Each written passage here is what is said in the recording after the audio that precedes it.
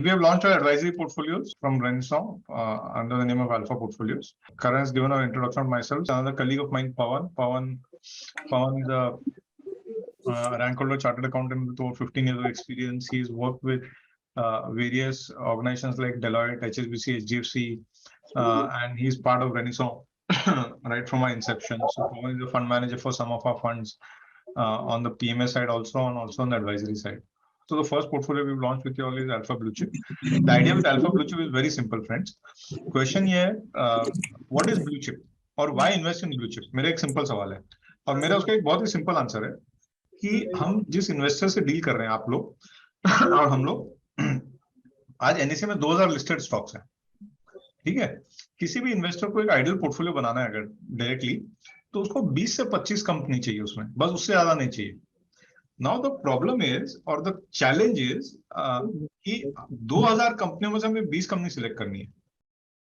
मतलब we have to select 1% of the company, which effectively also means we have to eliminate 99% of the companies. Now ऐसा नहीं है, मतलब India में there are good quality companies and poor quality companies also, but within good quality also there are enough number of companies. मतलब हर एक sector आप लेंगे, समझो हम कंज्यूमर लेंगे तो उसमें हिंदुस्तान लीवर भी है, आईटीसी भी है, प्रॉक्टर एंड गैम्बल भी है, ब्रिटानिया भी है, डाबर भी है। कंज्यूमर सेक्टर में 40-50 कंपनियां मिल जाएगी, विच आर गुड कंपनीज। पर हमको गुड कंपनीज को भी एलिमिनेट करना है, क्योंकि पोर्टफोलियो में मैं खाली 20 कंपनी ले सकता हूँ, खाली कंज्यूमर सेक्टर में 50 कंपनी है, 40-50 कंपनी है जो गुड कंपनी है। लाइक आईटी सेक्टर में 40-50 कंपनी है जो गुड कंपनी है। पर जब हम पोर्टफोलियो बना रहे हैं ब्लू चिप का या हमारे दूसरे पोर्टफोलियोज का, हम खाली 20 या 25 कंपनी सिलेक्ट कर रहे हैं, तो हम गुड कंपनीज को भी एलिमिनेट कर रहे हैं।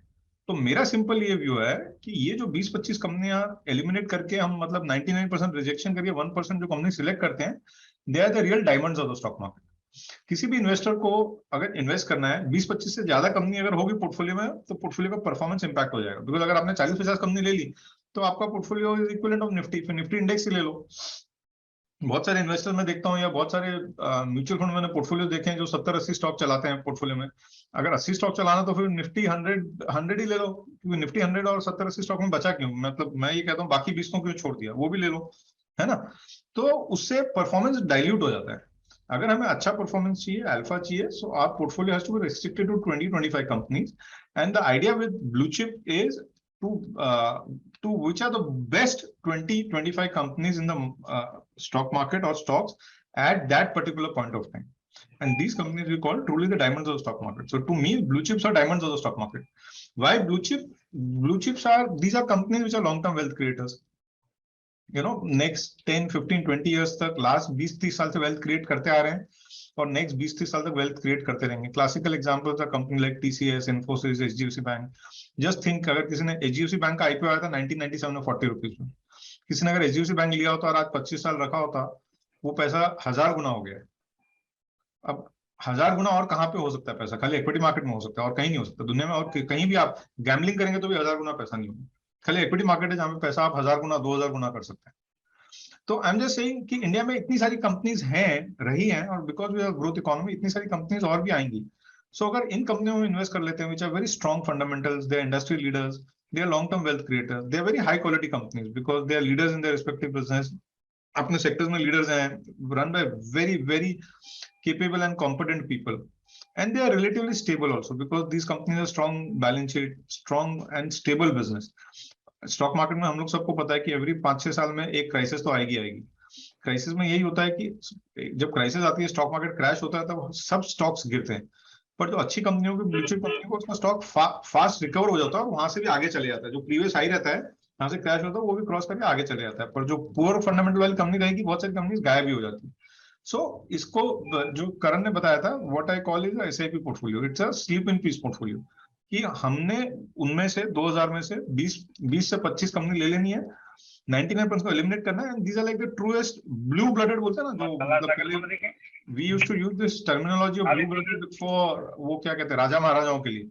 So these are like the truest of the blue-blooded companies or blue chip companies, as we call it in stock market parlance. And to these companies we call, they are the true diamonds of the stock market. So that is what exactly the idea with Alpha Blue Chip is, to invest into the best 20-25 companies that are available that any investor would like to own. And these companies are very high quality and high growth companies. which is what exactly Alpha Blue Chip does. Meaning I can give you one or two examples. For example, one of the company holding in this portfolio is Aditya Birla Fashion. ये मतलब हमने लिया था June 20 में post COVID, and last 4 years stock already 3 गुना हो गया, and we are still very bullish on the company because we think they have very strong brands in apparels like Van Heusen, Louis Philippe, and अगर India growth होगा तो consumers हम सब लोग अच्छे से अच्छे कपड़े खरीदने की कोशिश करेंगे या उस पर खर्चा करेंगे, बिकॉज वेडिंग इवेंट्स होते हैं, ऑफिस जाते हैं, we want to wear good clothes, and if that is the case then this company is a leader. So the classical example of a company which is a leader and which is part of a blue chip. There are few more stock examples. एक बार मैं छोड़ रहा हूँ इनको, we can cover in the end if you idea. So this is just to give an idea of the portfolio, like the top 10 holdings. Now each of these companies is a leader in their respective industry. They're number one or number two player in their respective industry, and which is what exactly blue chip is all about. कि जो top 3 players हैं हर एक industry, उसमें से हमको select करना है और 20-25 कंपनियों का portfolio banana hai, and which are the best of the companies. That's the simple idea with companies, just to summarize. And I call it a low risk or a moderate risk portfolio because these are very high. One, it's a very high quality portfolio. These companies have very strong and stable business. It's a portfolio of about 20 odd stocks, and these companies will have survived multiple crises, financial crisis, economic crisis in the history of India and global crisis also. So these companies, कभी भी ये company हम देखते हैं crisis में बहुत सारी companies गायब हो जाती हैं. बहुत सारी, फॉर एग्जांपल बहुत सारी इंफ्रा कंपनी जो 2005 में 2007 में थी, आज नहीं है, वो बैंकरप्ट हो गई हैं या बिजनेसेस बंद हो गए हैं. तो ब्लू चिप में वो रिस्क नहीं है कि हमारा कभी भी परमानेंट कैपिटल लॉस नहीं होगा, बिकॉज कंपनी कभी गायब नहीं होगी. So which is why I call it a low risk और moderate risk portfolio. And I think मेरा ऐसा मानना है कि किसी भी इन्वेस्टर को पैसा जब स्टॉक मार्केट में लगाते हैं, इन्वेस्टर्स डरते हैं स्टॉक मार्केट से, वॉलेटिलिटी की वजह से, तो हमको उनको कॉन्फिडेंस दिलाना है कि भाई हम उनका पैसा मॉडरेट रिस्क या लो रिस्क बिजनेस में इन्वेस्ट कर रहे हैं, ताकि उनके पैसे को, कैपिटल को परमानेंट रिस्क कभी नहीं होगा, क्योंकि एक भी कंपनी ऐसी नहीं है जो वीक कंपनी है. एंड सेकेंडली, अगर इन्वेस्टेड रहेंगे तो on a year-on-year basis, on a 2-year, 3-year basis, they will always make healthy returns. Despite the crisis. So if one, because investors risk से डरते हैं बाजार में, right? So I think this is a classic solution for that. Yeah, so that's very quickly. मैं ये सब funds का ना परफॉर्मेंस आपसे एट द एंड शेयर कर लूंगा. एक बार फटाफट मैं आप लोगों को चारों पोर्टफोलियो का ब्रीफ देता हूँ. The second portfolio we run is Core and Satellite. Core and Satellite के साथ आइडिया इज सिंपल. हम लोग सब क्या करते हैं या हमारे इन्वेस्टर्स क्या करते हैं कि एक हम लोग सबको एक चाहिए, हम एक पोर्टफोलियो चलाते हैं जो कि हम लॉन्ग टर्म इन्वेस्टमेंट पोर्टफोलियो हम कहते हैं बाजार की भाषा में, या हमारे इन्वेस्टमेंट पैरेलल्स में, कि जो हम 3 साल 5 साल के लिए या उससे भी ज्यादा समय के लिए इन्वेस्ट करते हैं. पर एट द सेम टाइम हमने देखा है कि हमारे most of our clients and retail client ज्यादातर जो आप लोग डील करते हैं, वो लोग बाजार में ट्रेडिंग भी करते हैं, राइट? वो पोर्टफोलियो चलाते हैं जहाँ पे वो मतलब 3 महीने 6 महीने के व्यू से, या मतलब I am not about intraday, पर वो 15 दिन 1 महीने 2 महीने के व्यू से भी उसमें ट्रेड करते हैं, और वो प्रॉफिट बुक हो जाता है, और उसमें प्रॉफिट बन जाता है तो बुक करके उसको लॉन्ग टर्म इन्वेस्टमेंट में यूज करते हैं. सो इन्वेस्टर की वो प्रॉब्लम सॉल्व करने के लिए, क्योंकि इन्वेस्टर अगर ट्रेडिंग करेगा तो जनरली क्या होता है कि जब शुरू करते हैं तो वो अच्छी कंपनी से शुरू करते हैं, पर जब एंड करते हैं, बुल मार्केट पीक होता है, तो मतलब इन्वेस्टर ट्रेडिंग शुरू करता है HDFC से और एंड करता है दीवान हाउसिंग से. वो पुअर क्वालिटी कंपनी में घुस जाते हैं आगे पीछे खबर के बेसिस पे या न्यूज के बेसिस पे, और उनका कैपिटल लॉस हो जाता है, बिकॉज उनको क्वालिटी की समझ नहीं आती कि कौन सा अच्छा क्वालिटी है, कौन सा पुअर क्वालिटी. इन्वेस्टर की वो प्रॉब्लम सॉल्व करने के लिए we have introduced this what we call core and satellite portfolio. Idea with core and satellite is very simple, कि इन्वेस्टर्स को हम ये बोल रहे हैं कि आप करोगे, उसके बदले हम आपके बिहाफ पे कर देते हैं. तो हम इसमें 70% पोर्टफोलियो जो है वो लॉन्ग टर्म चलाएंगे, जो कि 3 to 5 ईयर इन्वेस्टमेंट हॉराइजन से चलाएंगे, फंडामेंटली वेरी साउंड कंपनीज.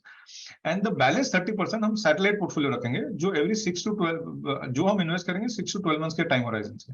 और जैसे ही उधर ये शॉर्ट टर्म या सैटेलाइट पोर्टफोलियो में जब स्टॉक का प्राइस टारगेट अचीव हो जाएगा, तो हम उसको बेच के प्रॉफिट बुक कर लेंगे और हम किसी और कंपनी में चले जाएंगे. तो it's a classic portfolio which is a combination of core portfolio, which is a long-term investment, and satellite portfolio, which is a tactical portfolio. So invest को एक ही पोर्टफोलियो में दोनों मिल जाएगा, उसको रेगुलर प्रॉफिट बुक करने की जरूरत नहीं है. बिकॉज एक जो रिग्रेट रहता है इन्वेस्टर्स का वो ये रहता है जब बाजार गिर जाता है कि तेजी आके चली गई पर मैंने कैश आउट नहीं किया बाजार से.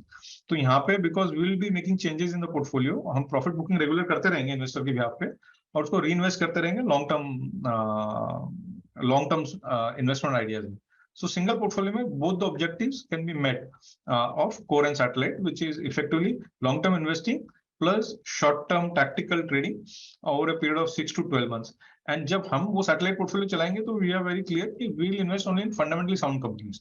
तो हम टैक्टिकल पोर्टफोलियो में चला रहे हैं तो हम फंडामेंटली साउंड कंपनी में चला रहे हैं, पुअर क्वालिटी कंपनीज में नहीं चलाएंगे. तो उसकी वजह से जो एक टैक्टिकल शॉर्ट टर्म गेम के लिए कई बार या अक्सर इन्वेस्टर लोग पुअर क्वालिटी बिजनेस में इन्वेस्ट कर देते हैं या इलिक्विड बिजनेस स्टॉक में इन्वेस्ट कर देते हैं, वो रिस्क नहीं रहेगी, वो रिस्क एलिमिनेट हो जाएगी. तो हम जो हम कहते हैं टैक्टिकल ट्रेडिंग पोर्टफोलियो में चलाएंगे वो गुड क्वालिटी कंपनी में, अच्छी क्वालिटी कंपनी में चलाएंगे, पुअर क्वालिटी में नहीं चलाएंगे. उसकी वजह से जो परमानेंट लॉस ऑफ कैपिटल हो जाता है एक ट्रेडिंग की वजह से, वो नहीं होगा, वो रिस्क नहीं रहेगी इसमें. So that is our core and satellite portfolio.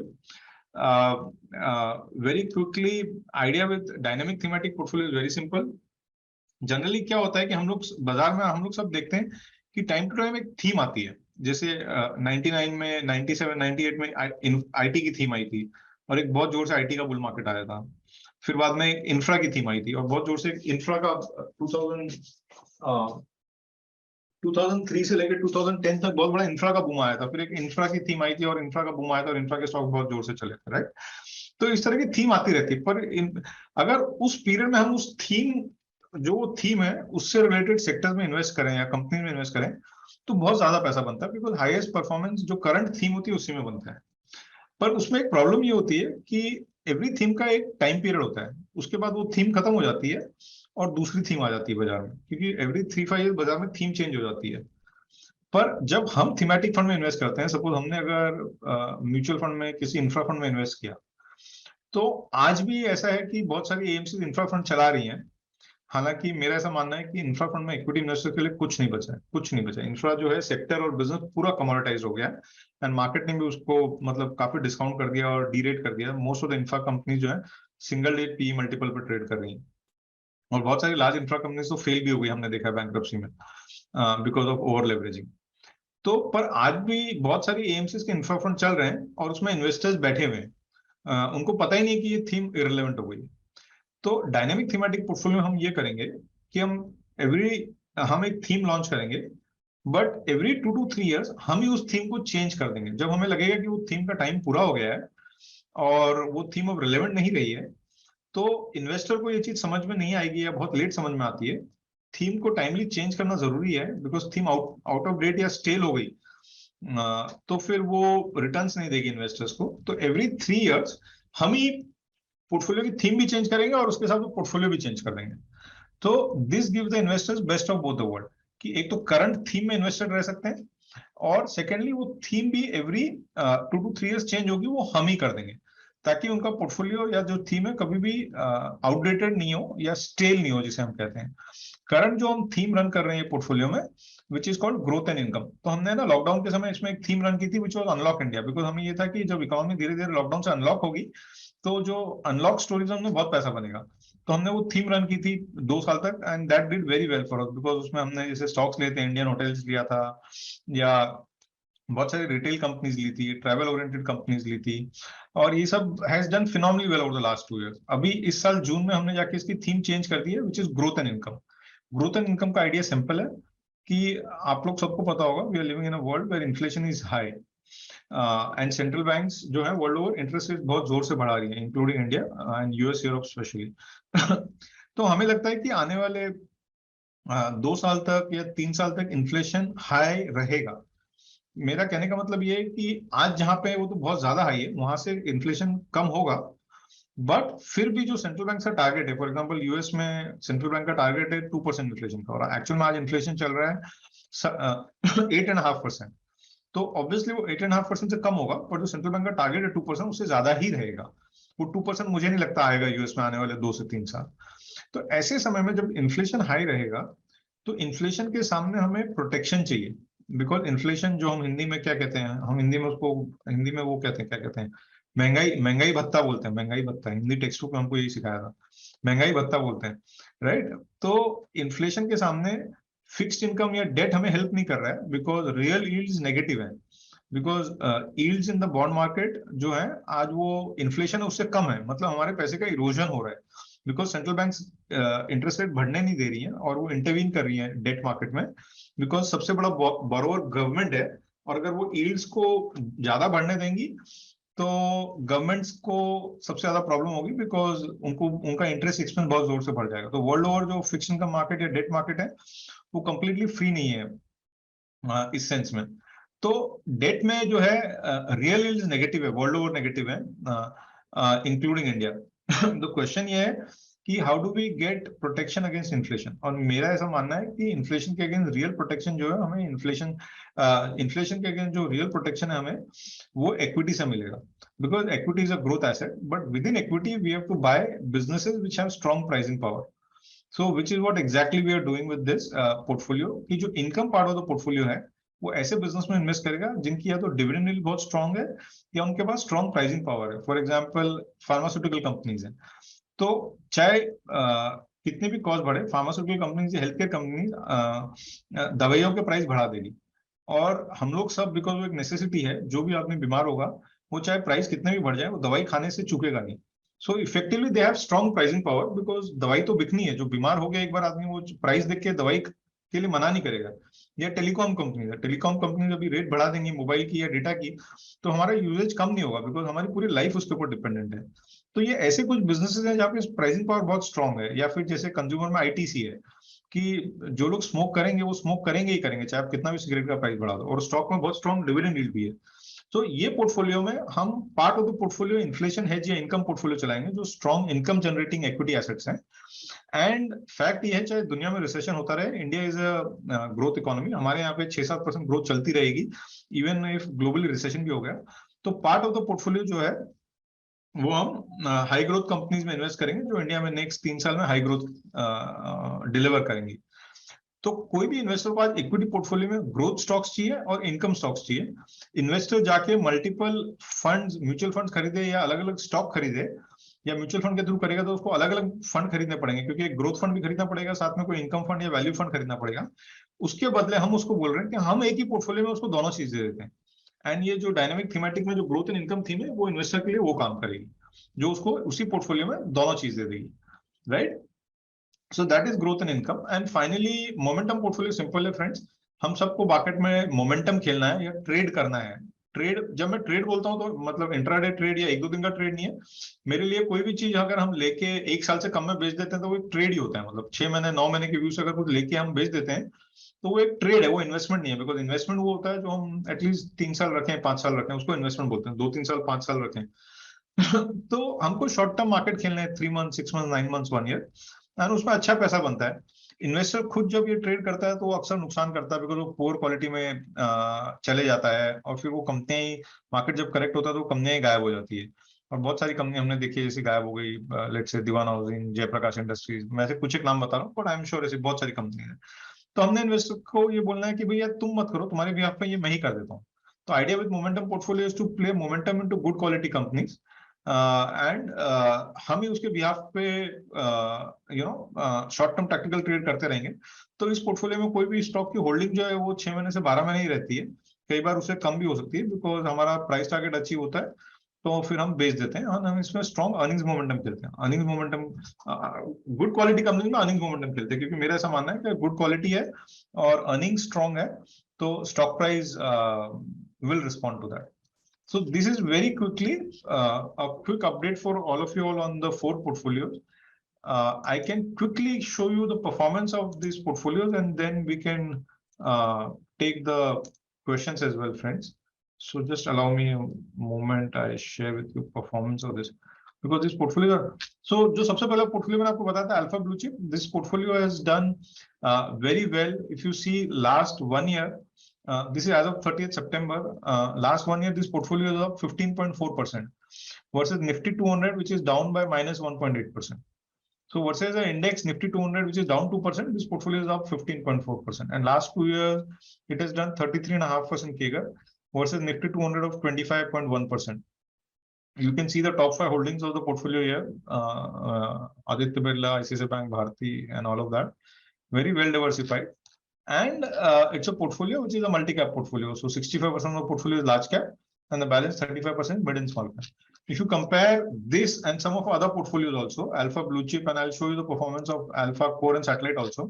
This is the Core and Satellite manager आपसे discuss किया था. where 70% of the portfolio is core and the 30% is tactical. So this portfolio again 1 year basis has done 23.5% return, 23.6% return versus Nifty 200 which is down 1.8%. And 2 साल में 36.6% versus Nifty which is 25.1%. Both these portfolio आप जितने भी large cap multi cap fund ले लीजिए, mutual fund के सारे large cap multi cap fund ले लीजिए, and both these portfolios are beating all the large cap multi cap mutual funds over last 1 year and 2 years. So our promise with our curated portfolios or advisory portfolio is we want to deliver returns which we believe with a focused portfolio of 20-25 stocks and very strong framework of quality and growth, we can deliver returns which are far better than mutual funds. And investors will try these products because this will offer returns which are superior to mutual fund. Likewise, Alpha Momentum has also done pretty well. It's done a 31% CAGR over last 2 years and 17% return in last 1 year versus Nifty 50, which is down -3%. So it has a 20% alpha over Nifty 50. So इसमें हम जैसे मैंने बताया, we play momentum, but we play momentum largely in large cap companies because this portfolio is largely large cap. 80% of the portfolio is large cap, and we're playing momentum in good quality companies. We are not playing हम आलू चालू company नहीं खेल रहे. And finally, dynamic thematic, it's a portfolio which is now 1.5 years old, but there also again it's done pretty well since inception. June 21, it has given 30% CAGR return versus index return of 8.5%, and 1 year it has done 16%. So आप देख सकते हैं सब portfolio 1 year और 2 year basis पे 15 से 20% के बीच में आउट परफॉर्मेंस या अल्फा जनरेट कर रहे हैं ओवर निफ्टी 50 और निफ्टी 200. म्यूचुअल फंड में most of the portfolio best performing portfolio का अल्फा शायद मेरे ख्याल में 7-8% होगा, मुझे ऐसा लगता है. So obviously our objective is to curate portfolio to deliver much stronger और much healthier returns to our investors, and which I firmly believe will lead investors to invest into these products or shift some part of their capital away from mutual funds into curated portfolios. Yeah, so I'll take a pause here. If you have questions, we can take here, or if you want me to discuss markets, I can go ahead and discuss markets very quickly. Sir, my question to you will be, what would be the trade frequency in all the portfolio? Right. Yes, so, because हम तो सारे broking side पे हमको trade frequency matter करती है. So generally portfolio हम लोग जो invest करते हैं 3 साल का view लेके invest करते हैं. So in 1 year after एक बार invest होने के बाद में 30-35% of the portfolio will churn between 30 and 40%. 2.5 से 3 साल में पूरा portfolio churn हो जाता है. Except for momentum portfolio, जहाँ पे because time horizon is 6 months to 1 year है, वहाँ पे turnover ratio is like anywhere between 60-70% होता है, because वहाँ पे 6 months 9 months में भी हम stock बेच देते हैं, you know, क्योंकि हमारा price target अचीव होगा. तो momentum, because we are playing momentum, the churn there is higher. बाकी portfolios में the churn is about I think 35-40%. तो 2.5 साल में लगभग portfolio पूरा turn around हो जाता है. Okay. और इसमें मतलब कैन वी एक्सपेक्ट कि हर क्वार्टर एक आधा छोटा मोटा रीबैलेंस ट्रेड होएगा? जनरली हो जाता है, उससे ज्यादा भी हो जाता है करण. कभी ऐसा हो सकता है कि एक आध क्वार्टर में नहीं हो, पर जनरली हो ही जाता है. मतलब 9 out of 10 क्वार्टर्स हो जाएगा. एक विद इन अ क्वार्टर ज्यादा हो जाते हैं, एक से ज्यादा ट्रेड हो जाते हैं.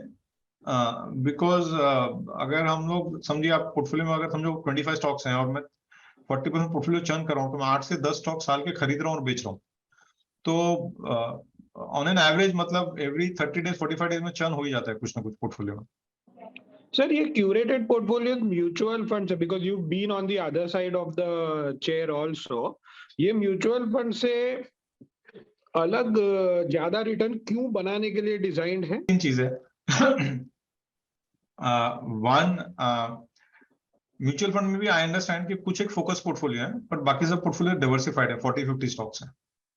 हम यहाँ पे 20-25 स्टॉक्स चला रहे हैं, तो विच इफेक्टिवली मींस कि पोर्टफोलियो में खाली हमारी हाई कन्विक्शन आइडियाज हैं, और वो हाई कन्विक्शन आइडियाज पे हम डबल डाउन कर रहे हैं कि मुझे जो मेरी टॉप 20 आइडियाज है, 25 आइडियाज हैं, उसी में मैं सारा वेट डालूंगा, ना कि मैं 40-50 स्टॉक का पोर्टफोलियो चलाऊंगा. मतलब म्यूचुअल फंड में बहुत सारे फंड जो है वो डिवर्सिफाइड फंड है विद 40-50 स्टॉक. जो 70-80 स्टॉक्स है मैं उनकी तो बात ही नहीं करता, उनमें तो मेरे हिसाब से कभी इन्वेस्ट ही नहीं करना चाहिए. बिकॉज उस 70-80 स्टॉक के पोर्टफोलियो में इन्वेस्ट करो तो फिर तो इंडेक्स ही ले लो. So I think because these are focused portfolio, these are also high conviction portfolio. Because एक जो होता है ना कि जब 40-50 स्टॉक का पोर्टफोलियो, तो फंड मैनेजर क्या होता है कि किसी स्टॉक में 1% 2% वेट डाल के छोड़ देता है, कि चल गया तो ठीक है, नहीं तो कोई बात नहीं, तो उसको हम हमारी भाषा में लेजी पोर्टफोलियो बोलते हैं।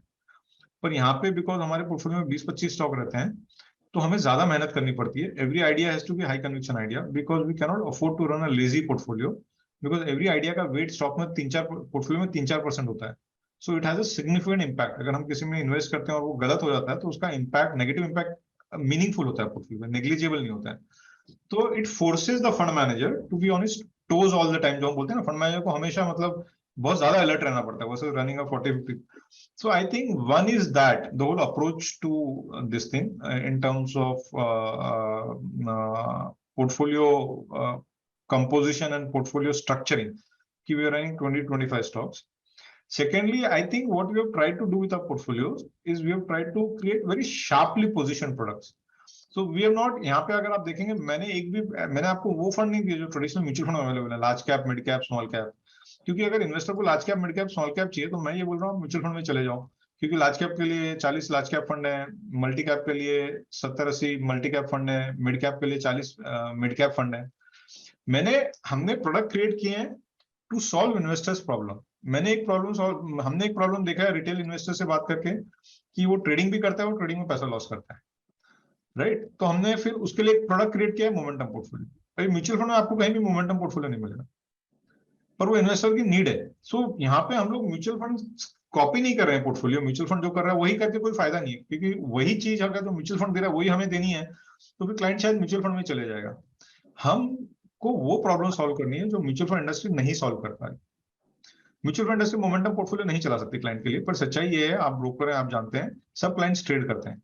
ट्रेड करना कोई क्राइम नहीं है, कोई गुनाह नहीं है, कोई गलत बात नहीं है। You should be good at trading. पर जनरली एक्सपीरियंस ये बोलता है कि 98% people are bad traders, they lose money in trading. तो क्वेश्चन ये है, ये 98% लोगों को हम कैसे हेल्प करें ट्रेडिंग में? तो हम उनको बोल रहे हैं कि भैया म्यूचुअल फंड में ट्रेडिंग पोर्टफोलियो नहीं है, मैं आपको मोमेंटम पोर्टफोलियो दे रहा हूँ with institutional quality research, right. Because मैं और हमारी टीम सब हम इंस्टीट्यूशनल बैकग्राउंड से आते हैं। So we are using all our research framework to give you a trading portfolio. तो मैं आपके भी आपको ट्रेडिंग करता हूँ, क्योंकि आप करोगे तो देयर इज हाई प्रोबेबिलिटी आप खुद नुकसान ही करोगे। या आप HDFC लोगे, पहले उसमें पैसा बना लोगे, पर eventually peak of the bull market में जाके आप सिग्निफिकेंट अमाउंट ऑफ पैसा दीवान हाउसिंग में डाल दोगे, क्योंकि आपको कहीं से खबर आएगी कि वो स्टॉक यहाँ से डबल होगा और वहां से जीरो हो जाएगा। आप कहीं ना कहीं फंस जाओगे, इसके चांसेस ज्यादा हैं। रिटेल इन्वेस्टर फंसते हैं, मैं ये नहीं बोल रहा हूँ कि इन्वेस्टर मतलब समझदार नहीं, पर फंसते हैं इन्वेस्टर्स, राइट। तो we are trying to solve their problem. Core and satellite, the idea with core and satellite is simple, कि हर इन्वेस्टर ट्रेडिंग करता है, वो उसमें पैसा बनाता है और वो उससे अपना लॉन्ग टर्म पोर्टफोलियो बनाना चाहता है। तो अब आपको इस अप्रोच के साथ, कोर एंड सैटेलाइट अप्रोच के साथ में म्यूचुअल फंड में कोई पोर्टफोलियो नहीं मिलेगा कि भाई मैं 30% पोर्टफोलियो शॉर्ट टर्म टैक्टिकल चलाऊंगा, जो कि 6 मंथ्स 12 मंथ्स के व्यू से चलाऊंगा, और वहां पे प्रॉफिट बुक करके मैं आपका लॉन्ग टर्म पोर्टफोलियो बिल्ड करते रहूंगा। So what I'm trying to say is, one reason why we think at least 2 साल से we are beating all the mutual fund by a very wide margin, हम उनको copy नहीं कर रहे। हमने लार्ज कैप फंड नहीं लॉन्च किया, इस तरह मिड कैप फंड नहीं लॉन्च किया, हमने स्मॉल कैप फंड नहीं लॉन्च किया। हमने इन्वेस्ट की जो प्रॉब्लम है उसका सोल्यूशन लॉन्च किया, कि रिटेल इन्वेस्टर को क्या चाहिए, उसकी क्या प्रॉब्लम है जो म्यूचुअल फंड इंडस्ट्री नहीं सॉल्व कर सकती, और उसका सोल्यूशन क्या है, और वो सोल्यूशन हम यहाँ पे लॉन्च करने की कोशिश कर रहे हैं। अगर मैं भी लार्ज कैप फंड लॉन्च कर दूं, तो शायद मैं भी बाकी लार्ज कैप म्यूचुअल फंड के जैसे शायद उनसे 2% कम या ज्यादा रिटर्न दे दूंगा, पर ऑलरेडी 40 म्यूचुअल फंड है। तो इन्वेस्टर को लार्ज कैप चाहिए तो म्यूचुअल फंड में चले जाएगा। हमको उसकी वो प्रॉब्लम सॉल्व करनी है जो म्यूचुअल फंड इंडस्ट्री नहीं सॉल्व कर पा रही, and this is what exactly we are trying to do with our products. So the positioning of our products, I would like to believe, is very very sharp. And we have one thing we had in our mind at the center of everything when we are creating a product, constituting a product, कि how do we solve investors problem? Keep investor at the center of your mind, कि उसकी क्या क्या problems हैं, और ऐसी क्या problems है जो म्यूचुअल फंड इंडस्ट्री नहीं सॉल्व कर पा रही, जो हम सॉल्व करें, ताकि हम उसके पास एक स्ट्रॉन्ग वैल्यू प्रोपोजिशन लेके जा सकें, कि भाई म्यूचुअल फंड इंडस्ट्री आपकी ये प्रॉब्लम नहीं सॉल्व कर पा रही है और हमारे पास सोल्यूशन है उसका। So I think combination of both these things is helping us, Karan. Let's see. मतलब 2 साल तो last 2.5 years has been very good. We launched our business, this advisory portfolio, in June 20. So last 2 years, 4 months have been very good. Let's see how it goes in the future. But we are trying our best. But I am very hopeful that we have solutions to investors' problems, and with our focus portfolio and investment का जो framework, hopefully we should do a good job. अभी तक तो ठीक चल रहा है. Hopefully, let's see if God is kind, आगे भी चलता रहेगा. Sir, out of all the portfolios, आपका single largest allocation to a stock would always be? So single stock generally we follow institutional framework, so we will not exceed 10% at the time of buying.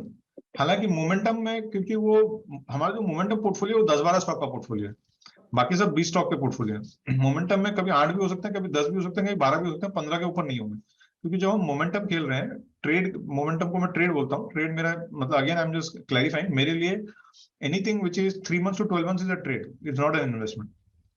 तो वो trade हम जब कर रहे हैं तो एक टाइम पे हम फिर 8, 10, 12, 15 कंपनियों में ट्रेड करेंगे, हम 30-40 कंपनियों में ट्रेड नहीं करना चाहते हैं, ठीक है। तो that becomes a very concentrated portfolio also. So उसमें कभी कभी 10 के ऊपर जा सकता है, but otherwise single stock will not exceed 10%। Okay, the 10% is maximum. Maximum, yeah. And the lowest? Lowest automatically is 3-4%, because we have only 20-25 stocks ही रहते हैं, तो automatically it becomes 3% at least. उसके नीचे जाना मुश्किल होता है, बिकॉज 25 स्टॉक की है, 23-24 स्टॉक रहते हैं। सो लोएस्ट 3% बन ही जाता है, 2.5-3% बन ही जाता है। Sir, in the core and the blue chip wala portfolio, the core part of the core and satellite portfolio and the blue chip wala portfolio, what would be the reasons you would either exit a stock? This can be 2 or 3 things. One, when we are talking about long term investing, one एक होता है कि I'll give an example. We were owning a company called InfoEdge, नौकरी, ठीक है। वो हमने ये साल के शुरू में बेच दिया, लगभग मतलब 5,500 से लेकर 6,500 के एवरेज में 6,000 में बेच दिया, बिकॉज वी थॉट कि उस प्राइस पे स्टॉक इतना ज्यादा महंगा हो गया था कि नेक्स्ट 3-4 साल उसमें पैसा नहीं बनेगा। सो वी सेड कि अब नेक्स्ट 3-4 साल की अपसाइड कैप्चर हो गई है, मतलब अगर हम लेके बैठेंगे भी तो शायद हमें लग रहा था कि 3 साल बाद भी यही प्राइस रहेगा 6,000 का, तो हमने बेच दिया वो। फॉर्चुनेटली मार्केट करेक्ट हो गए, वो stock is corrected, it is now at 4,000 या 3,900 पे कुछ चल रहा है। सो वन कैन बी कि स्टॉक प्राइस ऐसे लेवल पे पहुंच जाता है जहां पे हमको लगता है अब नेक्स्ट 3 साल तक पैसा ही नहीं बनेगा, तो फिर हम बेच देते हैं, क्योंकि नेक्स्ट 3 साल तक 0 रिटर्न आएगा उसमें।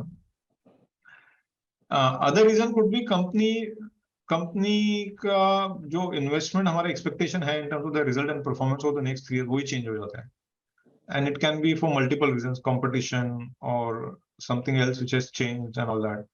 सो एक क्वार्टर का रिजल्ट कम खराब ज्यादा आता है, उसकी वजह से स्टॉक 5-10% गिरता है, उसकी वजह से हम नहीं बेचते कभी भी। पर जहां 2 साल 3 साल के व्यू पे डाउट आने लगता है या वो व्यू चेंज हो जाता है, देन वी सेल। थर्ड होता है, कई बार हम लोग किसी कंपनी में इन्वेस्टेड रहते हैं, उसमें कॉर्पोरेट गवर्नेंस इशू आ जाते हैं, you know, either promoter does something wrong or the company does something which is not ethical or unethical.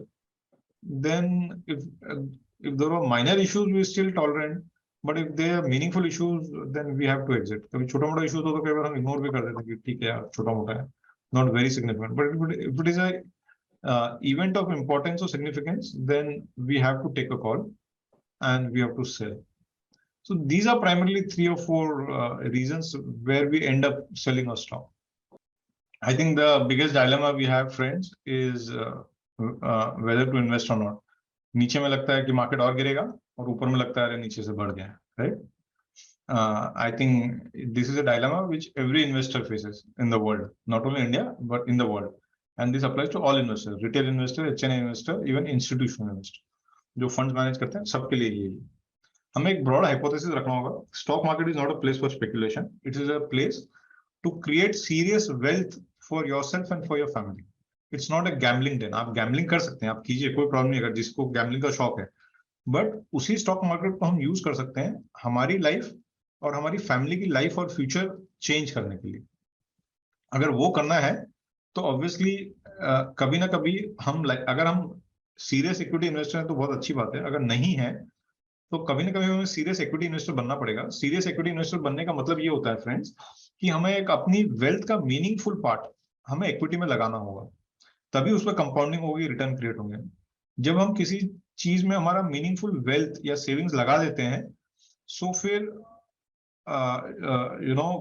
हम उस पर मतलब प्रॉपर रिसर्च करके ही लगाएं, क्योंकि नहीं तो अगर वो लॉस हो गया या लूज हो गई तो हमारी और हमारी फैमिली के लाइफ डिस्टर्ब भी हो सकती है, राइट? तो अगर हमें सीरियस इन्वेस्टिंग करना है, जो कि मेरा ऐसा फर्म बिलीव है, लास्ट 25 साल से मैं यही बेच रहा हूँ इंडिया में, कि हर एक आदमी को करना चाहिए, कोई डाउट ही नहीं करने का, क्योंकि जो सीरियस इन्वेस्टिंग करते हैं उसके जो आउटकम्स हैं वो बहुत ही फिनोमिनल है over long period of time. And long period का मतलब है 5 साल और उसके अबव टाइम होराइजन बहुत ही फिनोमिनल है। और अगर आप वो नहीं करते तो आपको, आपके पास आपकी सेविंग्स का और कोई रास्ता भी नहीं है जो आपको ढंग से रिटर्न दे सके। तो एक चीज मैं आपको ये बताना चाह रहा हूँ फ्रेंड्स, कि स्टॉक मार्केट जो है ये साइकिल बहुत प्रेडिक्टेबल है, कि एवरी 5-6 ईयर्स आपको एक बुल मार्केट मिलता है, उसके बाद एवरी 5-7 साल में एक क्राइसिस होती है जब मार्केट जोर से क्रैश होता है। वो क्राइसिस किसी भी कारण से हो सकती है, या तो कोई लोकल क्राइस कारण से हो सकती है या कोई ग्लोबल कारण से हो सकती है। पर क्योंकि India is a growth economy, तो वो क्राइसिस इज एन अपॉर्चुनिटी अगर हम लॉन्ग टर्म सीरियस इन्वेस्टर हैं तो। और जिस किसी ने भी ये मैंने इसीलिए लास्ट 22 ईयर्स का चार्ट प्रेजेंट किया आप लोगों के सामने, I am presuming all of you can see my screen, कि अगर आप देखें तो लास्ट 22 ईयर्स में जब भी क्राइसिस आई है, 4 बड़ी क्राइसिस आई हैं, 3-4 बड़ी क्राइसिस आई हैं, मार्केट गिरा है 30-40%, पर उसके बाद वो 1-1.5 साल में वापस रिकवर हो गया, रिवाइव हो गया, because India is a very strong growth economy and now probably we are the fastest growing economy in the world. So दुनिया की fastest growing economy of the world जो कि इंडिया है, उसमें अगर मेरा मतलब, ये थोड़ा मैं अभी जो स्टेटमेंट आपको बोलने वाला हूँ तो सब फ्रेंड्स ये थोड़ा एक्सट्रीम है, उसमें अगर हम लोग इक्विटी में इन्वेस्ट नहीं करते हैं तो वो एक बहुत बड़ा फाइनेंशियल क्राइम है। वो क्राइम है फ्रेंड्स, क्योंकि हम वो सामने अपॉर्चुनिटी जाने दे रहे हैं अपने, नहीं इन्वेस्ट करके, और उससे जो हमको या हमारी फैमिली को फाइनेंशियल बेनिफिट्स हो सकता है वो हम नहीं ले रहे हैं, उसका फायदा नहीं ले रहे हैं। और ये एक हम इनजस्टिस कर रहे हैं अपने आप से भी और अपनी फैमिली से भी। तो मेरा कहने का मतलब ये है कि गैम्बलिंग जिसको करना है करो, बट इसको यूज करो as a platform to do serious investing. And serious investing से बहुत सारी फैमिलीज के हुए हैं और होंगे, मिलियंस ऑफ फैमिलीज के फ्यूचर चेंज हो सकता है। तो पहली बात ये है कि स्टॉक मार्केट से हमें डरना नहीं है, करेक्शन आते हैं उससे डरना नहीं है, कि वो मतलब एक जो ट्रेडिशनल ये रहता है ना कि भी 17,000 हो गया तो फिर लोग बोलेंगे 16,000 होगा, 16,000 होगा तो बोलेंगे 17,000 होगा, 15 होगा, फिर 15 होगा तो बोलेंगे 14 होगा। उसका कोई एंड नहीं है, हमको एक डिसिप्लिन इन्वेस्टिंग करना होगा। कोविड में जब निफ्टी 7,500 हो गया तो बहुत लोगों ने बोला अब 6,000 होगा, 5,000 हो जाएगा निफ्टी। अरे भाई निफ्टी है, ऐसा कोई ये नहीं है, निफ्टी है, इंडियन इकोनॉमी है, निफ्टी में जो कंपनीज है इंडिया की स्ट्रॉन्गेस्ट कंपनीज है। क्राइसिस था, गिर गया, पर ऐसा नहीं कि वो जीरो हो जाएगा, ये परमानेंट जीरो होकर रह जाएगा, मतलब कुछ भी प्राइस बोलने से नहीं हो जाएगा। सो हमें इक्विटी में और इंडियन इकोनॉमी में फेथ रखना होगा। Every correction is a opportunity to invest for a long term. Every correction is an opportunity we have to use to our advantage. And idea of showing this chart to you is that every time market has peaked and it is corrected, it has surpassed that peak in next 3 to 5 years and made phenomenal return. Last 20 years, Nifty has given 15% compounded return. So अगर आपने खाली 20 साल पहले Nifty में index में invest कर दिया होता था, ईटीएफ में, और कुछ नहीं किया, उस पैसे को ऐसे कैसा छोड़ दिया, और एक तरफ आपने एक बैंक एफडी में इन्वेस्ट कर दिया होता था और उसको ऐसे कैसा छोड़ दिया 20 साल के लिए, तो बैंक एफडी का एवरेज रिटर्न लास्ट 20 साल का 7% है इंडिया में, और निफ्टी का 15% है। Nifty return is 2x of bank FD. तो और अगर आप निफ्टी के बाहर कोई अच्छी कंपनी में इन्वेस्ट कर लें तो रिटर्न और ज्यादा भी हो सकते हैं। तो खाली इंडेक्स का बता रहा हूं मैं, इंडेक्स इज एन एवरेज। तो friends, all I am saying is every crisis is an opportunity to invest for the long term. एक सवाल आता है, जब मैं लॉन्ग टर्म की बात करूं, मैं थोड़ा एक लॉन्ग टर्म पिक्चर दे रहा हूं आप लोगों को। You just look at India's growth over the last 60 years, and more importantly, after 1980s, our average growth for the last 40 years has been 6.5%, has been around 6% last 40 years. Last 20 years has been 6.5%. And I think the best of India lies ahead of us. India now, everyone in the world wants to invest into India. Everyone in the world, and more so after this geopolitical issue, every company in the world wants to set up manufacturing in India. China +1 हो रहा है, ये हो रहा है, इतनी सारी चीजें हो रही है, हमारी IT industry become so large, and all of that. My view is next 20 years growth of India will be far higher than, will be much higher than what we have experienced in the last 20 years. Last 20 years average growth is 6.5%, 2000 to 2020, and my view is next 20 years growth will be better than 6.5%. Then if that is the background, friends, we cannot not invest into Indian equities. Again, I'm saying this, sorry for being repetitive, but not investing into Indian equities for a long term is a financial crime, and don't commit that crime. अभी short term पे आ जाते हैं, current next 2 साल। Again this is not my number, this is IMF number. हालांकि I don't respect IMF much, but चलो अभी सब लोग, पूरी दुनिया उन्हीं को फॉलो करती है तो हम भी फॉलो करते हैं। तो they are also saying, IMF is also saying India will be the fastest growing economy in the world. You take all the major economies, US, Europe, Japan आ गई, एडवांस इकोनॉमी, डेवलपिंग इकोनॉमी ले लो, China, Indonesia, Thailand, Brazil, South Africa, सब आ गया। Russia में किसी को इन्वेस्ट नहीं करना है तो मैंने रशिया लिया नहीं है, इसमें ब्रिक्स आ गए, सब आ गए। सो नाउ पूरी दुनिया, जो हम बोल रहे हैं वो पूरी दुनिया बोल रही है कि India is going to the fastest growing economy in the world over the next 2 years 20, बिकॉज चाइना की ग्रोथ अब स्लो हो गई है, चाइना पीक आउट हो गया है, चाइना में ग्रोथ रिकवरी भी आई, तो उनकी ग्रोथ 5% के ऊपर नहीं जा सकती नेक्स्ट 10 साल तक। 10 साल तक नहीं, लाइफ लॉन्ग उनकी ग्रोथ अब 5% is peak of their growth, 5% से ज्यादा उनकी ग्रोथ हो ही नहीं सकती नेक्स्ट 50 साल तक, ठीक है, for multiple reason.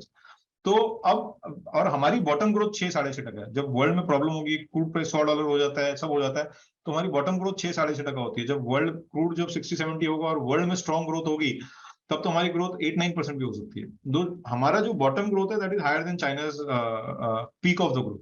So then what I'm saying is next 2 years and next 20 years, India will be the fastest growing economy in the world. And if that is the case, I think the case for Indian equity is very, very simple. मतलब इतना simple Indian equity का case मुझे कभी भी last 20 साल में नहीं लगा जो अब मुझे लगता है। मतलब केस ऑलवेज था, पर I think now it's very simple. Economy is doing very well. China +1 हम देख रहे हैं, पीएलआई ड्रिवन जो न्यू मैन्युफैक्चरिंग आ रहा है, it's phenomenal, it's phenomenal, it's working on the ground. First time government policy action working so strongly on the ground and contributing significant, मतलब अभी बड़ा कंट्रीब्यूशन दिख नहीं रहा है, but will contribute significantly to the economy. Real estate doing phenomenally well. Last 6-7 साल में real estate prices flat रहे हैं, रेरा आ गया, डिसरप्शन हो गया, पर real estate affordability has become very strong.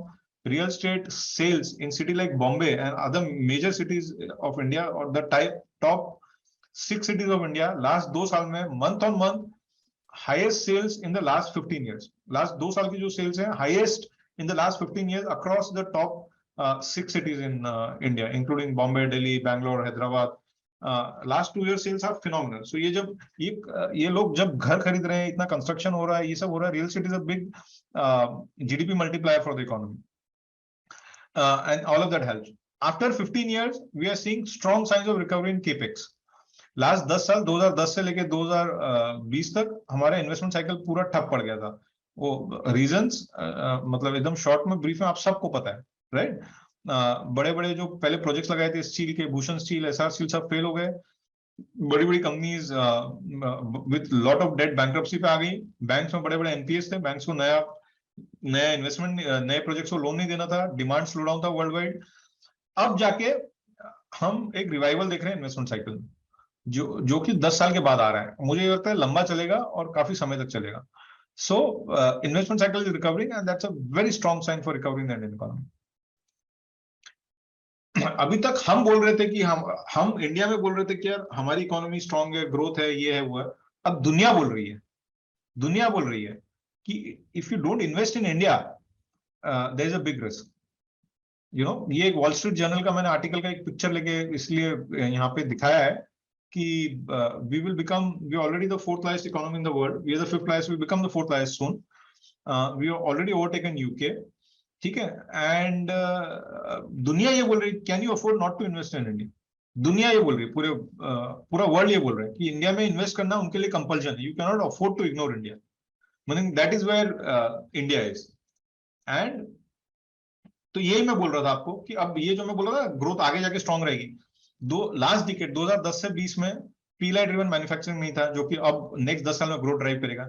China +1 नहीं था कि पूरे वर्ल्ड और ग्लोबल कंपनीज को इंडिया में बेस सेटअप करना है, सब चाइना जा रहे थे। अब सबको चाइना से बाहर निकलना है और सबको इंडिया में आना है, सबको चाइना से बाहर निकलना है। केपेक्स साइकिल मिसिंग था, जो केपेक्स साइकिल आ गया, रिकवरी आ गई है सेक्टर में। रियल एस्टेट सेक्टर लास्ट 10 साल से मरा हुआ था, बिकॉज रेरा हो गया, उसके पहले बिल्डर्स डिफॉल्ट थे, ये थे वो थे, और ये सब रिकवर हो गया। लास्ट 10 साल में जब इतनी सारी प्रॉब्लम्स थी, we had 6.7% growth. तो भी आप खुद बताओ, you can make your own assessment what will be our growth in the next 10 years. I certainly think it will be much higher than what it was in the last 10 years. एक जो हम लोगों को डर लगा रहता है FI का सेलिंग का, ठीक है? ये साल जो एफआई ने माल बेचा है लास्ट 1 साल में, this is the highest ever they ever sold in India, और वो भी आके चला गया, और उसके बावजूद भी हमारे मार्केट 20% करेक्ट हुए और वापस रिकवर हो गए।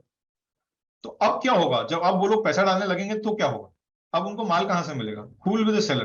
बिकॉज जब वो बेचते गए तो हमने एब्जॉर्ब कर लिया, रिटेल ने एब्जॉर्ब किया, ईटीएफ ने एब्जॉर्ब किया, ईपीएफओ ने एब्जॉर्ब किया, सबने एब्जॉर्ब कर लिया। अब जब वो लेने आएंगे तो उनको सेलर कौन मिलेगा? कोई नहीं मिलेगा। एक टाइम आएगा जब ये मार्केट है ना रबर बैंड की जैसे बढ़ेगा, आप याद रखना मुझे, रबर बैंड की जैसे बढ़ेगा। फंडामेंटल्स आर एक्सट्रीमली स्ट्रॉन्ग, ठीक है? हम अल्टीमेटली हम फंडामेंटल बेस्ड हैं। फंडामेंटल्स पे इन्वेस्ट करना है, बिकॉज हम अपनी लाइफ का सीरियस इन्वेस्टमेंट कर रहे हैं, सीरियस सेविंग्स लगा रहे हैं। 10 साल लगे तो हम एक चीज देखते हैं, निफ्टी अर्निंग्स क्या है, प्रॉफिट क्या है, अर्निंग्स क्या है। 2010 से 2020 10 साल लगा निफ्टी अर्निंग्स को डबल होने में। 250 रुपीज की जो निफ्टी अर्निंग थी वो 470 रुपीज हुई, 10 साल लगे, ठीक है ना। वही चीज अभी नेक्स्ट 4 साल में हो रही है, निफ्टी अर्निंग 2020 से 2024 में डबल हो रही है, 4 साल में अर्निंग्स डबल हो रही है, which is a function of very strong underlying growth in the economy, corporate profit margin and everything else जो मैंने आपको बताया। तो और क्या चाहिए, मतलब एक फाइनल दिखा देता हूं कि एक ये कि ये मैंने एक चार्ट बनाया है कि दुनिया में अभी तक लास्ट 80 इयर्स में कितनी क्राइसिस हुई है।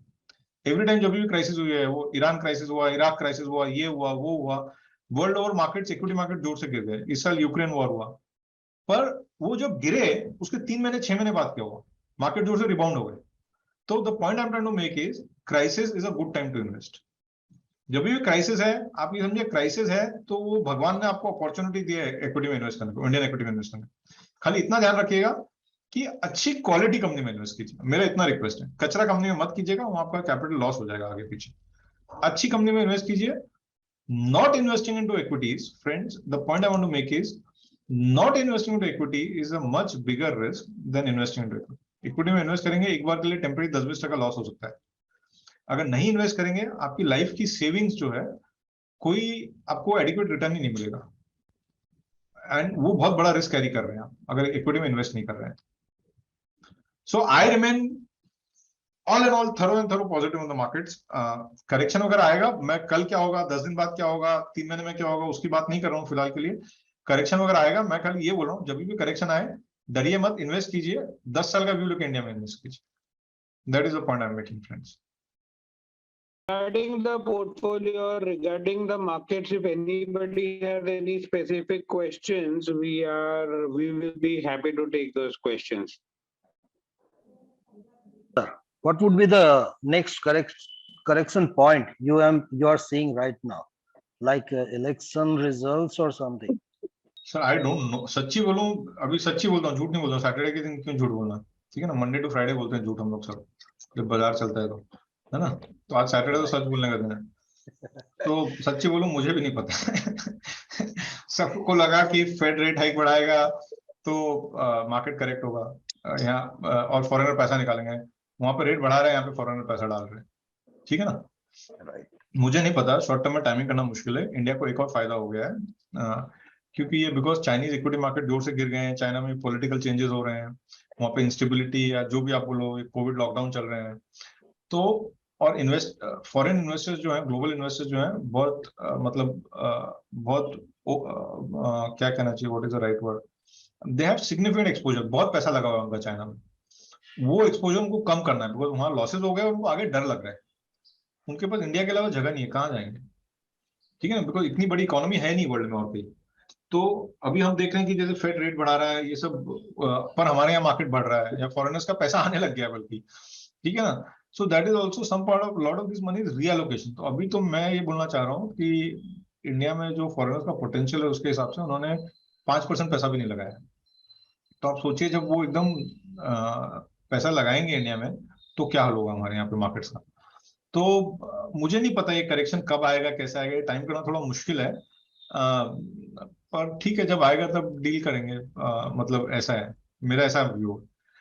लोग थोड़ा इलेक्शन रिजल्ट वगैरह से डरते हैं, मेरे को लगता है उससे ज्यादा डरने की जरूरत नहीं है। अभी क्या लास्ट 20 साल में हमने क्या नहीं देखा है, हमने कांग्रेस गवर्नमेंट देखी है, हमने वो क्या बोलते हैं कोलिशन गवर्नमेंट देखी है with different different this thing, और बीजेपी गवर्नमेंट भी देखी है, ठीक है। पर एक चीज कॉमन है कि लास्ट 20 ईयर में इंडिया की इकोनॉमिक पॉलिसीज चेंज हुई है। कांग्रेस आती है तो भी वही पॉलिसी रहती है, जो एक गवर्नमेंट छोड़ के जाती है दूसरी गवर्नमेंट उसको कंप्लीट करती है। आधार कांग्रेस छोड़ के गई तो इसने इंप्लीमेंट कर दिया, ठीक है ना। वो खाली पॉलिटिकल नॉइज ये लोग करते हैं, पर पॉलिसी सबकी सेम है, क्योंकि इकोनॉमी के साथ कुछ भी छेड़छाड़ कोई भी गवर्नमेंट नहीं करेगी। वो बाकी चीजों में पॉलिसी में फेरबदल कर सकती है, पर इकोनॉमिक पॉलिसीज में चेंज नहीं करती है। तो इसकी वजह से मुझे इलेक्शन का रिजल्ट में भी कोई ऐसा डाउट या डर नहीं लगता है, बिकॉज कोई भी गवर्नमेंट आए, इकोनॉमिक पॉलिसीज चेंज नहीं होंगी, बाकी चीजें चेंज हो सकती हैं देश में।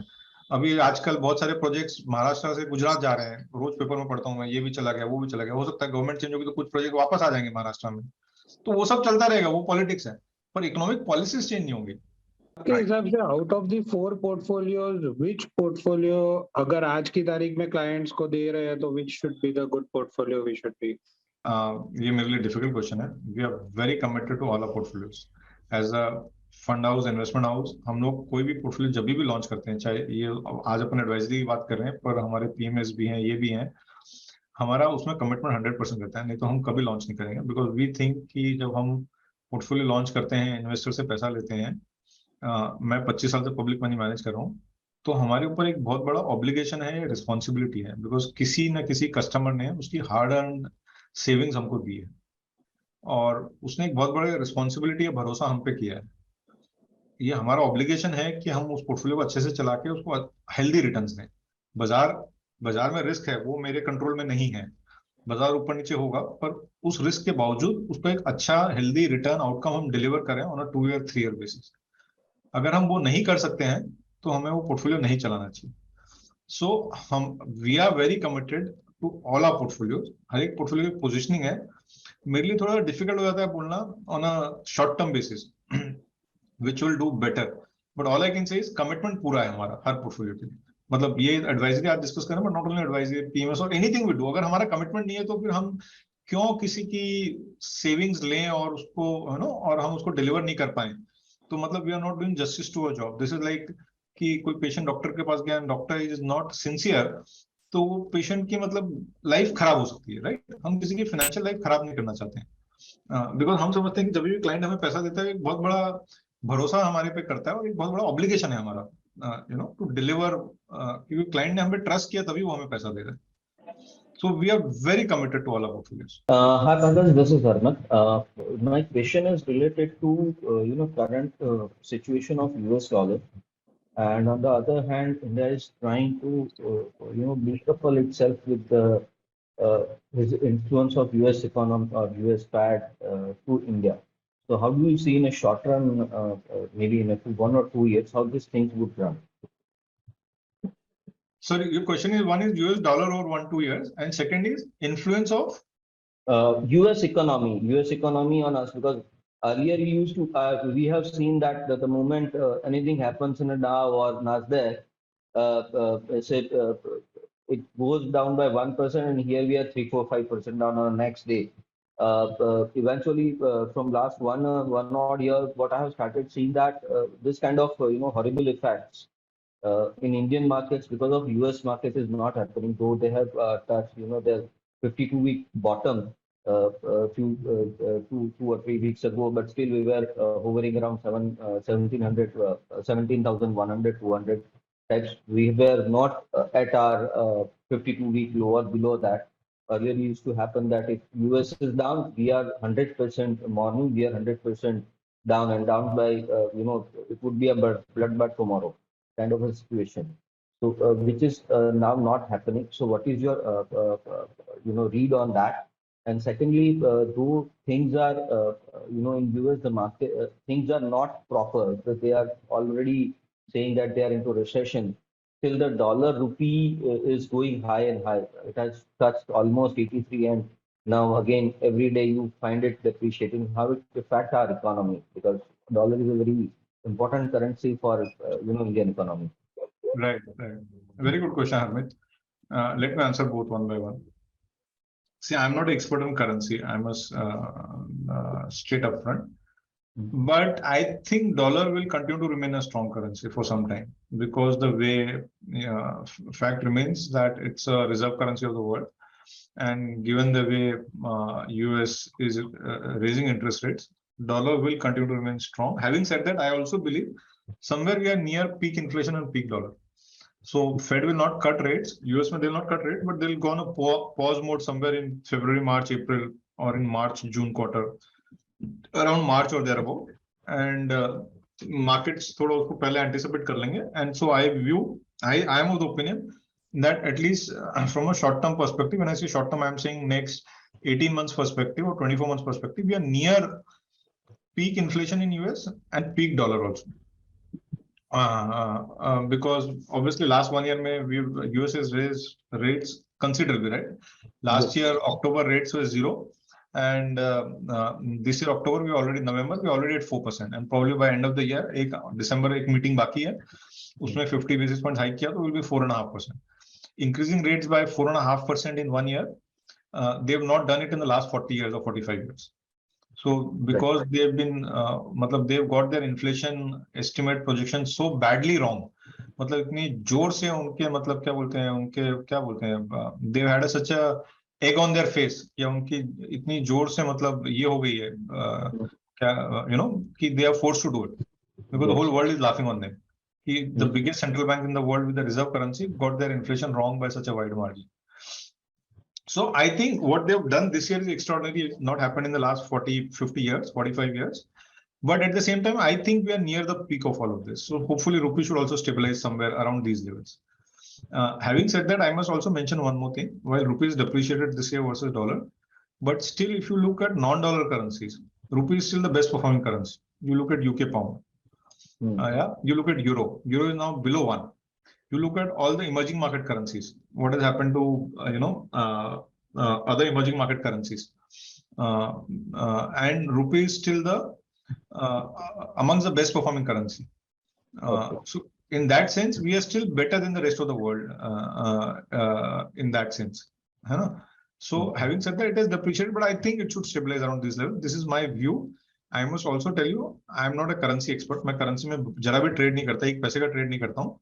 But because I track economy, India में globally and all of that, I have some idea and view on currency. I always have a view, but I don't trade into currency. So that's one on the currency side. Second, you made a very important point कि पहले ऐसा होता था कि जब डाउ गिरता था 1%, हमारा मार्केट 3-4% गिरता था. अभी पिछले 1-1.5 या 2 साल से ऐसा नहीं हो रहा है. देखो क्या हुआ है ना, इंडिया बदल रहा है. पहले हम पूरी दुनिया में जाके हमारी मार्केटिंग करते थे कि यार आइए इंडिया में इन्वेस्ट कीजिए, इंडिया में इन्वेस्ट कीजिए, ये कीजिए, वो कीजिए, चाहे वो स्टॉक मार्केट में हो, चाहे हमारे मिनिस्टर जाके बोलते थे भाई इंडिया में आके प्लांट लगाओ, ये लगाओ, वो लगाओ. अभी गवर्नमेंट ने जैसे PLI स्कीम निकाल दी है, तो इसमें गवर्नमेंट सब्सिडी दे रही है आपको. You achieve production targets and you get subsidy incentive from the government. Plus India now has the lowest tax rate in the world on new manufacturing at 15%. पूरी दुनिया में आप कहीं भी जाओ 15% new manufacturing पे, इससे lower tax rate नहीं है. So we have the lowest tax rate in the world. India also has the lowest wages in the world. The labor cost in India is lowest. China is not cheap anymore in terms of labor cost. China की labor cost is equal to Europe these days now. China की labor cost India से 5-6 गुना ज्यादा है, and they are at par with Europe. China is not a cheap manufacturing base, जो कि आज से 20 साल पहले होता था. ठीक है ना? तो आज क्या हो गया, सिचुएशन पूरी उल्टी हो गई है. दुनिया से कंपनीज आ रही हैं कि हमको इंडिया में इन्वेस्ट करना है. वर्ल्ड की लार्जेस्ट एक जो सिंगल में एक एग्जांपल देता हूं आपको. वर्ल्ड का सबसे बड़ा कंज्यूमर प्रोडक्ट मतलब एक ऐसा प्रोडक्ट जो कंज्यूमर यूज कर रहा है और जिसका वर्ल्ड वाइड हाईएस्ट सेल्स है, वो है iPhone. Single product with the highest sales in the world. 94% of iPhone is or was manufactured in China. And manufacturing in India was 0. This year it will be 4%. By 2026, 25% of iPhones will be manufactured, or Apple products will be manufactured in India. 26%. Now that's a very big number. कि world की जो highest selling consumer product है, उसका 26% production India में होगा. Because India is changing.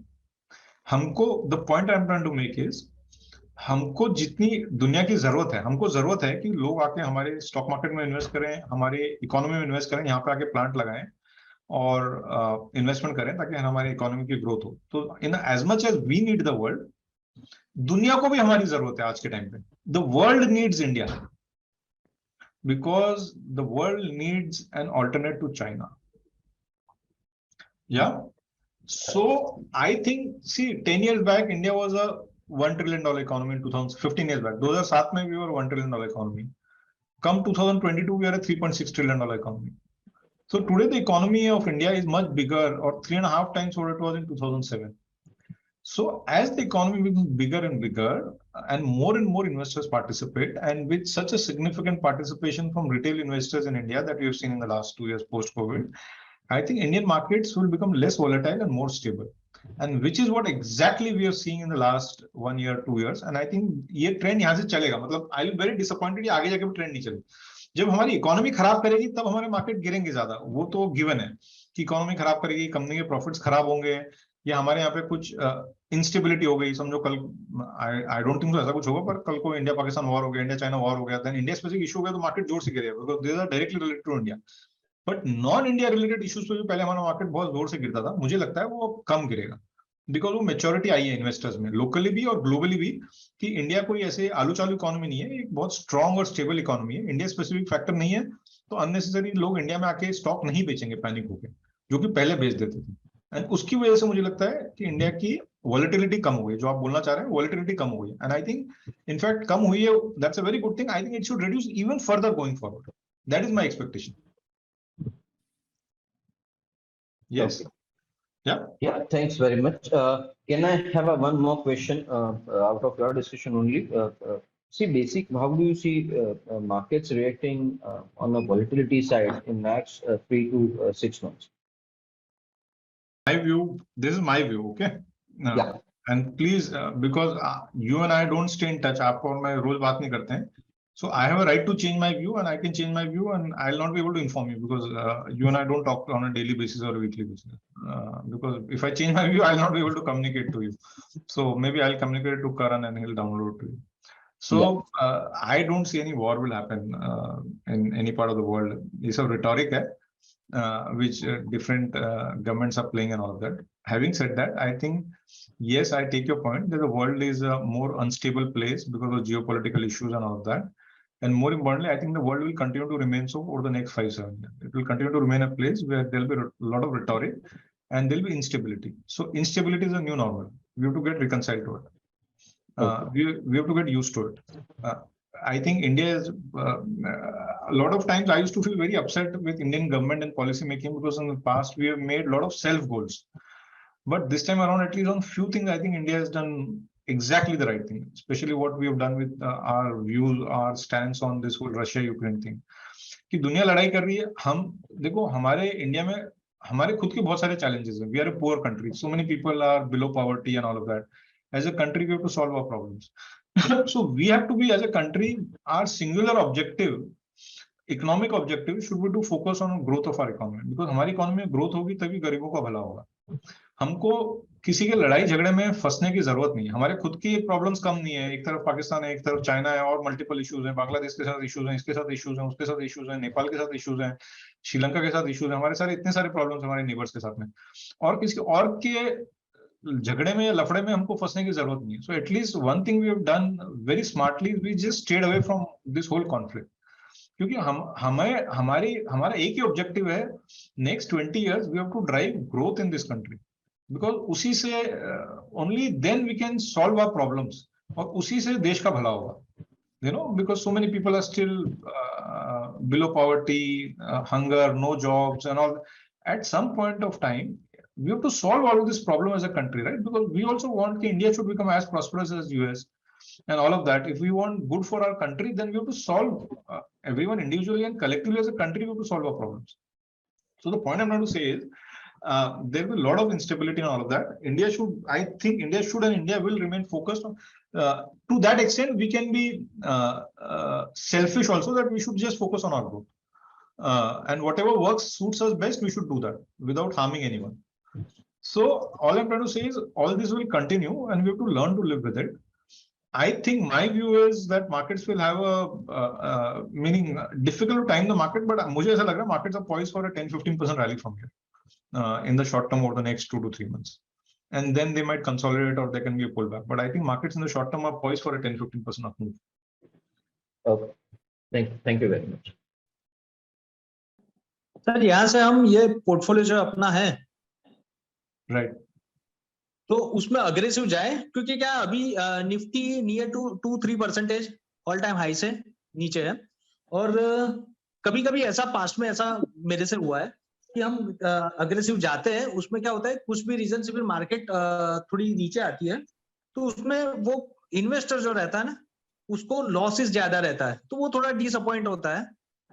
तो अभी का टाइम है कि हम अग्रेसिव सबको ये पोर्टफोलियो या कुछ देना हो तो अभी अग्रेसिव जाए या थोड़ा थोड़ा करके इन्वेस्ट करवाए? Good question. यार माय व्यू देखो, मार्केट रिस्क तो आप और मैं एलिमिनेट नहीं कर सकते हैं, ठीक है ना। मतलब हम कितना भी अच्छा टाइमिंग करने की कोशिश करें, कुछ ना कुछ अनफोर्सिन हो जाता है, और you know markets can surprise us, मैं ये कहना चाह रहा हूँ अपने को, right. Right. What we have tried to do with our portfolios is we have tried to maintain a very strong quality bias in our portfolios. And Karan and a lot of you people would know me during all my Axis days. Axis का एक hallmark था कि we used to invest only in quality companies. हमने 10 साल तक वही किया। आज क्वालिटी सब लोग बात करते हैं पूरी इंडस्ट्री में। 2009 में Axis was the only fund house which used to talk about quality investing. We want to invest in quality growth, not every growth, but good quality growth. You know, Axis was the only fund house who used to talk about that. तो उसमें एक चीज जरूर, मैं एक चीज आपको assure कर सकता हूँ, जब भी मार्केट गिरेगा हमारा पोर्टफोलियो होपफुली कम गिरेगा, और हमारे पोर्टफोलियो में कभी भी इन्वेस्टर का परमानेंट लॉस नहीं होगा। मेरा शॉर्ट टर्म व्यू है कि यहाँ से अगर आप पूछ रहे हो नेक्स्ट 2 महीने, मेरे को लग रहा है जो सबसे ग्लोबल सेटअप है, मार्केट यहाँ से रैली करेंगे, क्योंकि यही हो रहा है। आप देखिए कि फेड रेट बढ़ा रहा है और इंडिया में फॉरेनर्स का पैसा आ रहा है, जबकि उल्टा होना चाहिए कि रेट बढ़ा रहा है तो फॉरेनर्स को पैसा निकालना चाहिए और मार्केट गिरना चाहिए, ठीक है ना। तो ये मार्केट थोड़ा सा अहेड ऑफ द साइकिल है। और क्या हुआ है, क्योंकि सब इन्वेस्टर्स कॉशियस थे, इंडिया में नहीं वर्ल्ड ओवर, क्योंकि सबको लगा था कि फेड रेट बढ़ाएगा मार्केट गिरेगा, तो सब इन्वेस्टर्स साइडलाइन पे बैठे, सब कैश पे बैठे कि क्या करूं क्या करूं क्या करूं। तो people are under invested at this point of time. तो मुझे इसलिए वो रैली थोड़ी ज्यादा चल रही है, मुझे लग रहा है। तो मुझे ऐसा लग रहा है next 2-3 months point of view से कि ये मार्केट है ना, एक 10-15% का रैली देगा, फिर करेक्शन आ सकता है मार्केट में। पर मेरा इतना ही आपको कहना है, वो थोड़ा सा अभी है ना एग्रेसिव, मतलब एग्रेसिव जाना एक आपका अप्रोच है, मार्केटिंग का एग्रेसिव अप्रोच। सेकेंडली, क्लाइंट के एक्सपोजर कितना इक्विटी में, अगर कोई क्लाइंट अंडर एक्सपोज है इक्विटी में, तो एग्रेसिव जाने में कोई प्रॉब्लम नहीं है मेरे हिसाब से, तो क्योंकि हम वैसे ही वो under invested into equities on A 1 year basis. I am very sure will do a good job. मतलब आप आज इन्वेस्ट करेंगे, 1 महीने बाद कोई कारण से या 2 महीने बाद मार्केट गिर गया, आप मुझसे पूछेंगे अरे सर पोर्टफोलियो 5-10% डाउन हो गया, तो उसका जवाब नहीं रहेगा। हाँ, but on 1 year basis if you ask me, I think वो पोर्टफोलियो यहाँ से मुझे लगता है आराम से 15 से 20% रिटर्न आराम से बनेगा, इरिस्पेक्टिव उसके बीच में कहीं भी ऊपर नीचे होगा मार्केट, पर 15-20% रिटर्न मुझे लगता है कंफर्टेबली बनेगा ऑन अ 1 ईयर बेसिस। 1-2 महीना अभी ये थोड़ा सा है ना, मुझे लगता है मार्केट रैली होंगे, पर ये देखो ये फिर ये ना रोज का व्यू है, क्योंकि रोज कुछ न्यूज आती है, रोज कुछ ये होता है। बराबर। You can understand this. और दूसरा सर कि हमारे पोर्टफोलियो में एग्जिट वो प्रॉफिट बुकिंग हो या लॉस बुकिंग हो, उसका क्राइटेरिया कुछ रखा हुआ है? तो स्टॉक्स हम जहां भी होगा, हमको लगेगा कि अगर कुछ गड़बड़ हो गया तो हम बेच देंगे, उससे फर्क नहीं। फिर वो स्टॉक लॉस में भी होगा तो भी हम बेच देंगे, है ना। बिकॉज वी आर कमिटेड कि हम अच्छी क्वालिटी कंपनी और ग्रोथ कंपनीज देंगे इन्वेस्टर को। सपोज कोई कंपनी में हमने इन्वेस्ट किया, सपोज हाइपोथेटिकली, और कुछ गड़बड़ हो गया, हमको बाद में मालूम पड़ा और स्टॉक हमारे जो प्राइस है उससे भी नीचे आ गया, मतलब लॉस में आ गया, हम वो प्रॉफिट लॉस नहीं देखेंगे, हम बेच देंगे, क्योंकि हम डॉक्टर हैं। क्योंकि एक बार अगर समझो एक उंगली में कुछ कैंसर हो गया तो उंगली काटनी पड़ेगी, नहीं काटेंगे तो पूरी बॉडी में फैल जाएगा। तो हम रिटेल इन्वेस्टर की तरह वेट नहीं करेंगे कि अरे मेरा प्राइस आएगा तो बेचूंगा, मेरा कॉस्ट प्राइस आएगा तो बेचूंगा, नहीं। We will run it like we run a mutual fund, कि कुछ गड़बड़ हुआ तो हम बेचेंगे और वो पैसे से हम कुछ और लेंगे, यू नो। जब तक हमें कोई अच्छा आइडिया नहीं मिलेगा तो थोड़ा हम कैश पे भी बैठ सकते हैं, ये लिक्विड बीज वगैरह में डाल के, पर अदरवाइज हम बेचेंगे उसको। कई बड़े बड़े पीएमएस वाले भी क्या होता है 30% 40% प्राइस से भी नीचे चले जाते हैं, तो फिर भी अच्छी कंपनी है, इसको रखते करते। तो उसके लिए कि 1-2 एक्सपीरियंस ऐसा भी हुआ है कि उसमें कुछ भाई सपोज कोई प्रमोटर का प्रॉब्लम ना हो, कुछ भी ना हो, लेकिन बाइंग प्राइस से भी 40% 50% स्टॉक नीचे चला जाता है, तो भी वो एज इट इज अपने पोर्टफोलियो में रखते रहते हैं। तो ऐसा लाइक एक आध स्टॉक में ऐसा हो सकता है हमारे साथ, ऐसे जनरली नहीं होगा, एक आध एक्सेप्शन में हो सकता है। देखिए एक आध में हो सकता है, 25 स्टॉक लेके बैठे, एक आध में ऐसा हो सकता है। आप मुझे तो पूछो कि लास्ट, अभी मैं क्या बोलूं, लास्ट 4 साल के एक्सपीरियंस में हमारे साथ ऐसा 2 कंपनियों में हुआ है हमारे पीएमएस में, यू नो। तो 1 या 2 कंपनी में कई बार जब बहुत स्ट्रॉन्ग व्यू रहता है तो लेके बैठ जाते हैं, वैसा अक्सर नहीं होता है, ऐसा नहीं होता है। और वैसा है तो फिर अपना मोमेंटम पोर्टफोलियो, उसमें हम प्राइस बेस्ड स्टॉप लॉस भी रखते हैं, बिकॉज हम उसमें मोमेंटम खेल रहे हैं, अर्निंग मोमेंटम खेल रहे हैं, फंडामेंटल मोमेंटम खेल रहे हैं, but price based stop loss भी। बाकी किसी पोर्टफोलियो में स्टॉप लॉस नहीं है, पर उसमें है, बिकॉज क्योंकि हम मोमेंटम खेल रहे हैं, तो मोमेंटम में हमें स्टॉप लॉस रखना पड़ेगा। तो आप वो पोर्टफोलियो देख सकते हैं। Looking at the importance of time, thank you so much for sparing time with us and helping us launch the product. guys, this product is now available for all Javeri customers.